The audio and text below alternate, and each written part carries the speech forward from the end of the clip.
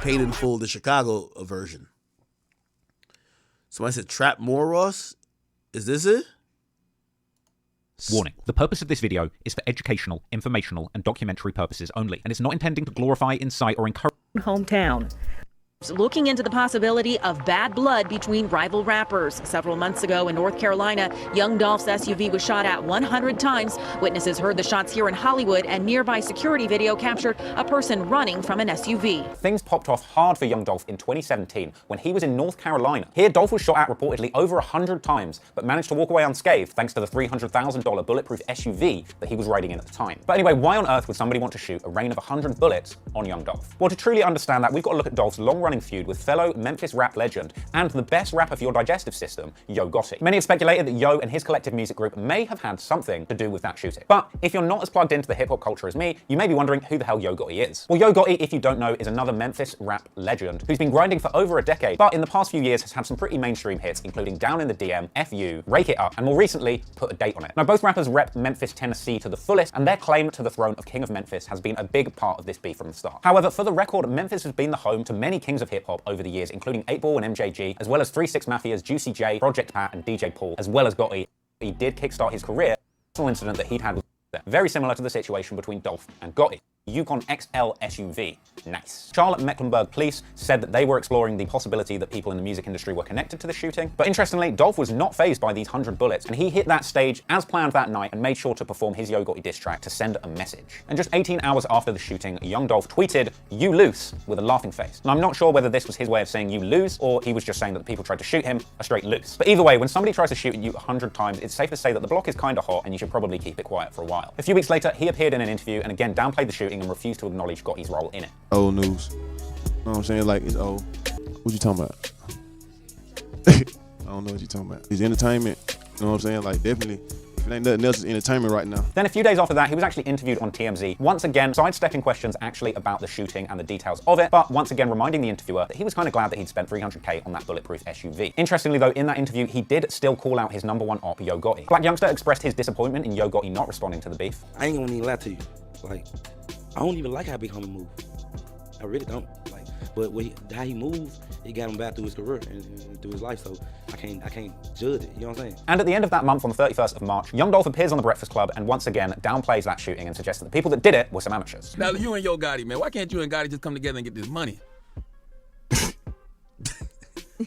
Ain't gonna never happen. What you talking about?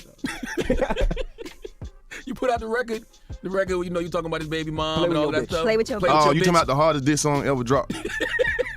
That's what happened when you get whoever, anybody like apparently they know what they were doing. And you shoot 100 times and ain't no nothing shake, no nothing, nobody hit no nothing. I need to find another hobby. I need to find something else to do. Yeah. You know what I'm saying? Like what y'all playing and portraying to be, whatever y'all trying to do, y'all ain't good at it.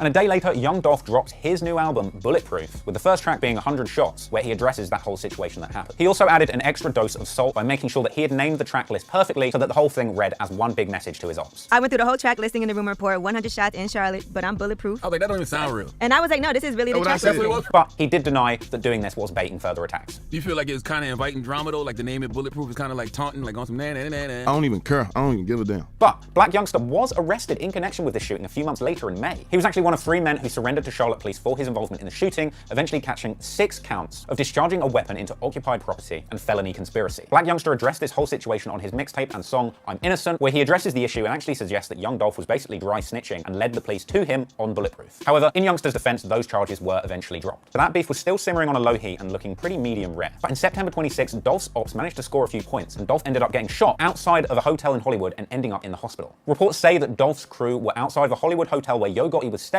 where an altercation and fight ended up happening, where reportedly Dolph was floored in the fight and then somebody pulled a gun and shot him a few times. Dolph managed to get up and flee to a nearby store and eventually was taken to hospital. Initially, fake news surfaced that Yo Gotti was being investigated as a person of interest in this shooting, though this was eventually denied by the police department. But one of Yo Gotti's affiliates, Corey McClendon, was arrested on an attempted murder charge. But not long after this, Gotti appeared on The Breakfast Club denying his involvement and showing off some of the early texts between him and Young Dolph. And eventually, Corey McClendon was released from that attempted murder charge. 2 months later, in November 2017, Dolph appeared on The Breakfast Club once again, reaffirming that the beef was over, but continuing to drop a little bit of shade on Yo Gotti. Unfortunately, I ended that video with a quote explaining that for now, the beef between Yo Gotti and Young Dolph had died down. as both Dolph and Yo Gotti at the time being had focused on their music grow up. J Money member and Walker is a suspect in that case. Court records show Walker has been arrested 3 other times since October for armed. 5 to 17 were inside. Go back to bed, see what's going on, make sure the kids all right, make sure everything's okay. He says the same people returned a week later when his kids were alone. Fortunately, no one was hurt.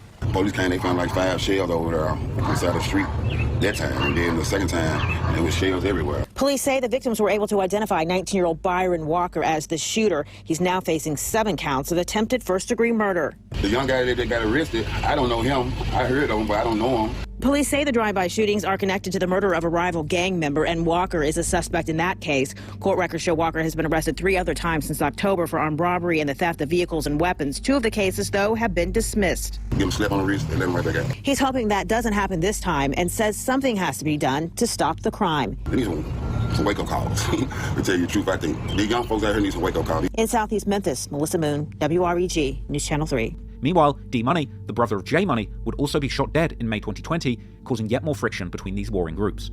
After D Money's murder, rumours would spread that he was allegedly killed by the artist named Big Unk, formerly known as Uncle Danny. Big Unk is allegedly affiliated with the RR crew as well as Yo Gotti's CMG crew. He was a prominent street rapper from Memphis, known for showing off serious weapons in his music video. For example, seen here surrounded by goons and a whole lot of heavy weapons for the terrifying music video for a track called Play Dead, as well as a collaboration with Big Scar called Go Monkey, where him and his goons show off an arsenal of weapons looking like something straight out of Call of Duty. After D Money's death and the rumours that he was involved, Big Unk, real name Daniel Banks, would simply post 3 laughing emojis on his Facebook, as well as reposting a cryptic message about some things being better left unsaid, along with a shushing emoji. Later that year, CEO Jizzle, another allegedly RR affiliated rapper, would rap on his song Rich and Ruthless. If you diss 23, swear to God, it's gonna be RIP. You ain't hear what happened to last dude, he got left on Trig Street. This was seemingly a diss aimed towards D Money, who had dissed a dead RR member called 23 just a few months before he was killed. In fact, just a few days after dissing 23, D Money would post a text message on Facebook that he had apparently received, where someone seemingly threatens to kill D Money in his car, swearing to do it on Grape.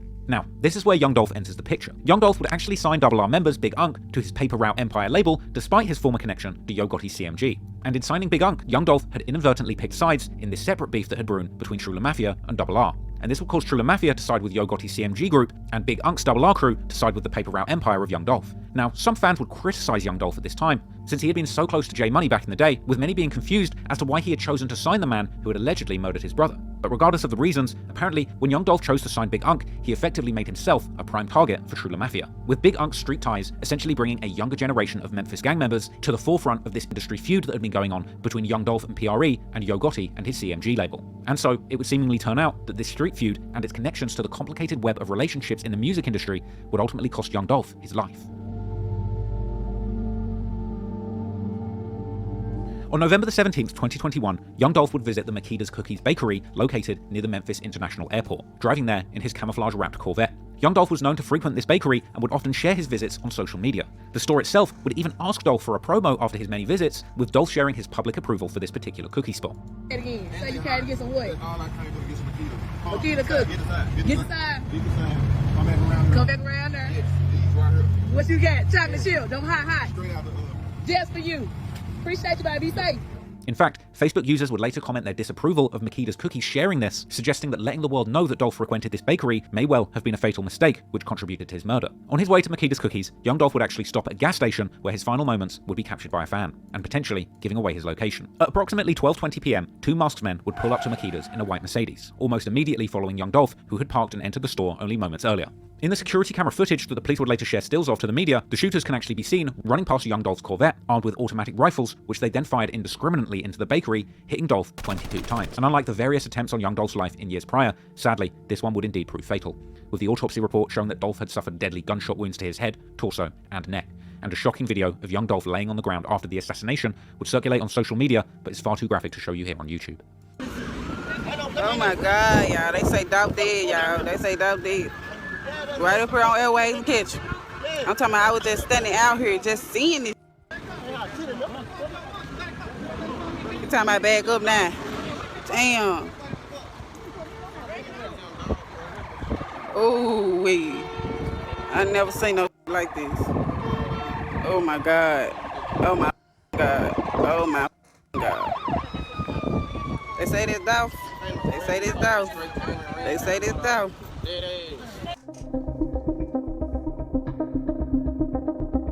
After the murder, Makeda's Cookies would decide not to reopen, and the storefront would turn into a memorial for Young Dolph. Whether it's a spray paint bottle or staple gun in hand, Jeremiah Taylor is a man on a mission each day at this memorial honoring slain Memphis rapper Young Dolph. Black youngster. Now, these rumors would initially turn out to be false, but while fan speculation about who might have been involved played out online, a few days later, the police would make progress in the formal investigation, locating the white Mercedes that had been used in the murder in the Orange Mound neighborhood in South Memphis. And only a few days after that, a man was actually murdered near the very location where the car used in the murder of Dolph was found. The Memphis police also soon found out that the white Mercedes had been used in another deadly shooting not long before Dolph's murder. As this information trickled out to the public, fascinated fans and internet sleuths would continue to speculate on exactly who was responsible for the killing of Dolph. About a month after Dolph's murder, the police would begin to move in on the alleged perpetrators. A man named Cornelius Smith was arrested in December 2021, but the news of the arrest wouldn't break out until January 2022. Investigators say they found Trayon Ingram with the weapon connected to the shooting. They say a white Mercedes used in the shooting in Covington is the same car used in Young Dolph's death. We learned early on It would seem that based on social media posts, that Daddyo was, or at least had been, being locked up didn't seem to stop Straight Drop from dropping more music. And on the 1-year anniversary of Dolph's death, he released the jail phone recorded song No Statements. But despite the title of the song being No Statements, Paper Route Empire artists would respond to a news outlet about the song, suggesting that someone indeed was giving statements based on the number of arrests that had been happening. The news would also report that the third man arrested in connection to Dolph's murder, Hernandez Govan, is actually the father of a female rapper who went by the name Lotta Cash Daddyo. Lotta Cash Daddyo was tragically killed in September 2022, raising questions about whether or not this murder might have been connected to the murder of Young Dolph too. Govan's daughter, she was also a rapper, but she was killed in Houston in September.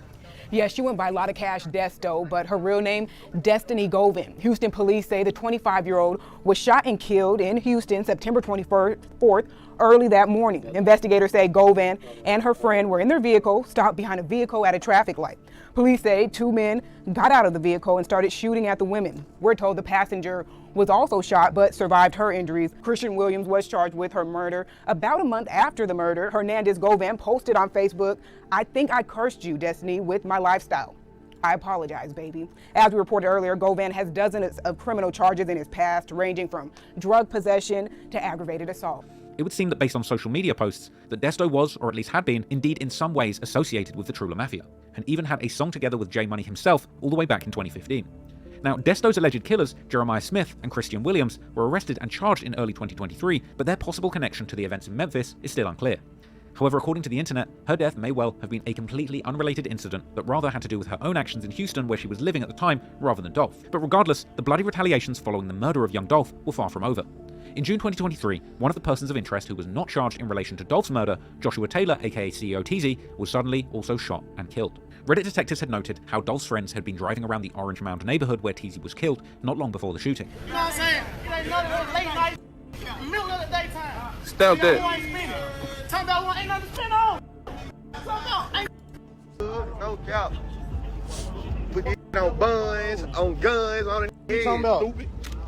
This I know looking, I didn't get a lot of. Meanwhile, both Cornelius Smith and Justin Johnson, aka Straight Drop, are set to go on trial in March 2024 after pleading not guilty to all charges. Fans have also noted that Straight Drop allegedly hired a lawyer that has connections to Yo Gotti's crew CMG, raising yet more rumors that Trula Mafia and CMG might have both been involved together in Young Dolph's murder. Govan, on the other hand, was released on bond in May 2023, apparently due to medical reasons, while Straight Drop's brother, Jamarcus Johnson, actually accepted a plea deal admitting to guilt on accessory to murder charges in June 2023. One of the 4 men charged in the murder of Memphis rapper Young Dolph became the first to take a plea in his case after Jamarcus Johnson pleaded guilty to 3 conspiracy charges this morning. Action News 5's Sydney Gray was in the courtroom for that announcement. She has more from Johnson's attorney and state prosecutors. A range 1 offender. You understand that? Jamarcus Johnson could spend the next 6 years in prison for his admitted involvement in the murder of Memphis rapper Young Dolph. Friday, he pleaded guilty to 3 counts of conspiracy after the fact. With regard to Jamarcus Johnson, as we announced in court, he had no role in the murder of Dolph before it happened. He had no role in the murder of Dolph when it happened. But prosecutors say he conspired after the fact by helping his half-brother, Justin Johnson, one of the accused shooters. We had a conference call with the family yesterday. They understand what this is about. And they're encouraged by the progress in the litigation, and ultimately one day they want to see a trial of this thing, and they know this is a step toward that. Prosecutors say Jamarcus used Justin's cell phone for 2 purposes: to deceive Justin's parole officer into believing he was still in Memphis, and to communicate with Cornelius Smith, another accused shooter in the case. We We heard from Johnson's attorney, Josh Corman. It was very important for Jamarcus and his family, for everyone to understand that he had nothing to do whatsoever with the murder. He had no knowledge of the murder before it happened. He certainly wasn't in conspiring with anyone to plan a murder, didn't know the murder had happened, obviously until weeks later, learned about it through social media. Johnson could be required to testify against his brother as part of his plea deal, but Corman says Jamarcus is eager to get back with family. Here's a kid who had never been in trouble before, has no criminal record whatsoever, and then you get locked up and you're in protective custody, which is pretty much like being in isolation for the last 7 months. So you can imagine what that does to your mind and everything else. Sydney Gray, Action News 5. And Johnson may actually be asked to testify against the others in the case during the trial, but at this stage, we don't know whether or not he's flipped, or just trying to avoid a lengthy sentence that he might get if he loses trial. Sadly, during the investigation, some members of the public have also attempted to pin Dolph's murder on the owners of Makeda's Cookies, as a fake wanted poster for the owner was even created and circulated online after the killing. There have also been more shootings that have been rumoured to be tied to Young Dolph's death that may or may not have anything to do with it. I'm going to try to get to the Big Jook part. But I ain't safe, man. Hey, bro, how you gonna feel if a told you, hey, man, look, bro, my Jook put a $40,000 hit on you, bro? Like, man, come on, bro. Big Jook has also been pictured with one of the men accused in the plot to kill Dolph, Hernandez Govan, showing a clear affiliation between the two. Furthermore, Big Jook has shared multiple disrespectful videos to his Instagram aimed at Dolph even after his death, with one example being Jook mocking a mural that was painted to memorialize Dolph in Memphis. I don't paint no bitch beside two real with a in the middle, man. Y'all don't do that, man. Don't about Legacy. So right here, y'all. Two guys. Shortly after Dolph's death, Big Jook also posted his Instagram story where he can be heard asking certain rappers to hit him up for financial help, saying, whoever trying to save their career or shoot a video while the label budget is cut off, we still open, CMG is still open. Jook offering to pay for rappers' studio time and any cars that the rappers are leasing and renting, as well as even advising these rappers to pawn their jewelry if it's real, was likely a shot at Paper Route Empire's remaining roster, suggesting that they might have been struggling after Dolph was murdered. So, man, hey, y'all, I'm finna start a GoFundMe, man, because I know a lot of you rappers up out here, man. Can't do no shows. Ain't save no money. So guess what? I'm gonna come save today. I'm gonna come pay you rent if y'all got somewhere to stay. I'll pay your car note. I'll pay your jewelry note so you won't get repoed. You feel me? Whatever else you renting or leasing, I'm gonna pay that. But when it break back over, I want 10% of what you make. I'm saving you in a crucial time, so don't think I'm trying to get over on you. Cause you don't want to get put out. That'll ruin your career. So just hit my DM, man. We don't put business out there. We ain't that tight. You feel me? We can put it in contract.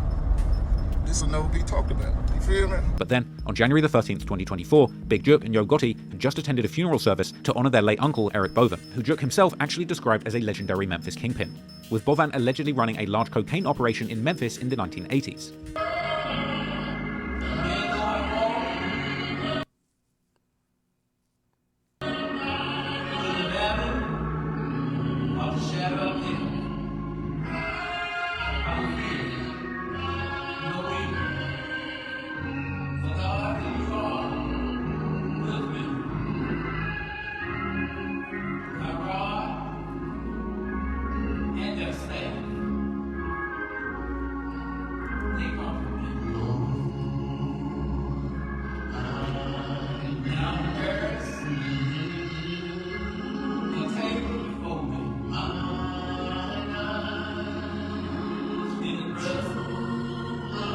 Where the fuck did he get this from? I've never seen this full thing.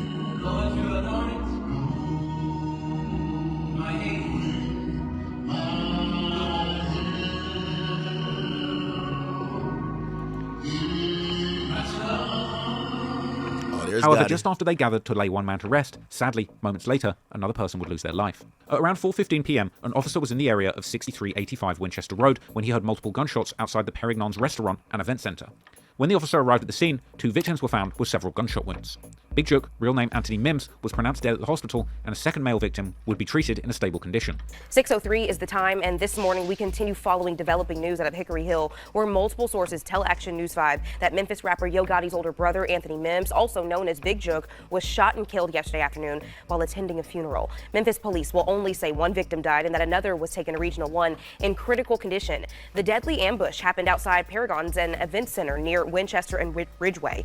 A repass, a meal shared by loved loved ones after a funeral was underway when it all happened. Deputy Police Chief And Reddit detectives would also soon circulate that the same white SUV had possibly been used in another shooting in the days leading up to Big Jook's murder, with one Chiracologist turned Memphis historian even claiming that the victim of the shooting had actually been the head of security at Yo Gotti's CMG. This was rumoured to have been a man named Marcus Lake, aka Bowleg, who had seemingly died on the very day that shooting took place. On his social media, Lake can be seen doing security for numerous Memphis artists, including CMG artist Glorilla, as well as promoting CMG members' shows. However, Leak's business partner would make an angry social media post following these rumours, stating that Leak died in his sleep and that nobody had murdered him.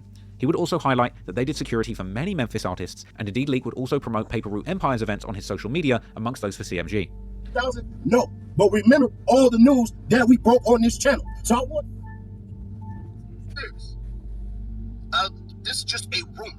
So take this with a grain of salt. He was supposed to be doing security detail. Hey man, whoever this, tell this bitch ass keep my brother name out of his motherfucking mouth, man. Yeah, he do security for every motherfucking battle, bro. He do security every motherfucking battle. We don't pick no motherfucking size, man. We ain't with that bullshit. What's wrong with you? Don't you know, yeah, all these motherfuckers we do security for Memphis. Ain't no motherfucker gave my brother for his funeral. My brother died in peace, in his sleep. Ain't no motherfucker killed. He got a motherfucking ticket to heaven's door. What's wrong with you, man? Find you some business, man. That's why you don't got no watches, man. Find you something else to do, man. Cause that ain't your job right there. That ain't the job. You're a lawyer, you up. You ain't no good lawyer. Keep my brother name out your bro. He rest in peace, man. We don't do that, cause if anything, Jook would have been alive, man. We protect him. Period. So everybody respect us, not cause we bad, we respect him. And we'll knock a dad down. Cause somebody shot my brother, I'll be right now knocking every motherfucker down on both sides. This the motherfucker, quit playing with me. Quit playing with us about our motherfucker brother. Keep your name, your mouth on shit you don't know nothing about. They'll get your ass touched to Memphis too, man. Watch your motherfucking mouth. One commenter seemingly close to the situation will also point out that Leak had passed away before that shooting had taken place. But with a shortage of verified updates about Big Jook's murder investigation, rumours and conspiracy theories have run rampant on the internet. In many of these theories, one name gets repeated frequently: Daddyo, the elusive and mysterious CEO of Young Dolph's Paper Route Empire. Daddyo, real name Jeremy Moore, is listed as the legal director of Dolph's company, Paper Route Empire LLC, and Young Dolph and him had apparently known each other for a long time, with him actually explaining that he had met Young Dolph playing basketball when he was a child in an interview in Young Dolph's King documentary on Worldstar. He was allegedly the first person who had showed Young Dolph $1 million. Each other, know what I'm saying? So everybody like, bro, you need to, man, go make a song. I got the boot, I'm like, bro, make a song. They like, man, you need to do this for real. Many people consider Daddyo to have been the one who financed Paper Route Empire in the beginning, helping Dolph with his connections in the streets. And when Dolph was killed, rumours would circulate that Daddyo would actually be the one who would make sure that Dolph's death didn't go without revenge, and allegedly, the police were looking at him closely. I keep hearing his name, Daddyo. I guess he's like another part of the CEO with Pre. It wasn't just Young Dolph. Yeah, Young Dolph was the main person, but it was another guy by the name of Daddyo. I was told he the guy that got all the respect. I was told that the police is looking at him as being one of the guys who's dropping hits and dropping calls on people out there in Memphis. I don't want to put the police on nobody. I don't want to do none of that shit through these videos, basically, so I hope that ain't how this coming out. I'm just giving you the reports that's surfacing. The police is looking at a guy named Daddyo. I was told he's one of the main people they looking at, not as far as killing Jook, but as far as being a leader, being a gang leader, having gang ties, being a kingpin, being somebody who could be next on the hit list, being somebody who, you know, the streets want dead, and also being a guy who could be possibly one of the guys who has enough respect and enough money that could be dropping bags out here getting people killed, you know. That's what I was told. Daddyo is a top suspect that the Memphis police is looking at, not as far as killing Big Jook, but just being a part of all of it in the background. However, there have also been other kinds of conspiracy theories about Daddyo. For example, in old pictures, he can be seen together with Dolph and J Money, with some suggesting that Daddyo could also have connections to the Trula Mafia, with some YouTubers speculating on possible motives Daddyo might have had to have gotten rid of Dolph. We all heard that Daddyo was a millionaire before he met Dolph and this and that. People, moms and stuff, were scared of him because he was a big-time hustler, so he invested in Young Dolph. When he invested in Dolph, to me, it seemed like Daddyo owned everything that Dolph had and obtained in his possession.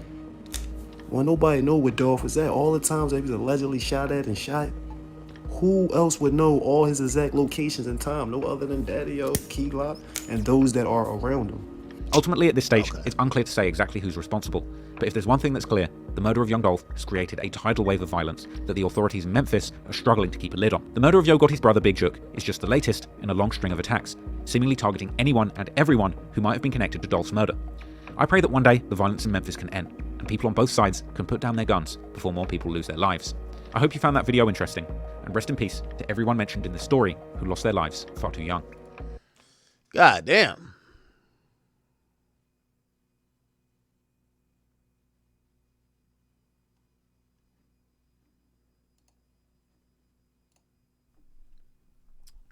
it relates to what's in my next video, but I'll give you a little teaser.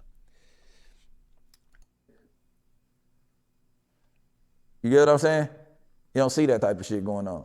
So what's happening here, just to give you a bit of extra context, Brick Baby is admonishing the mother of FBG Duck. And if you're not up to speed, FBG Duck was murdered in a brazen, broad daylight assassination.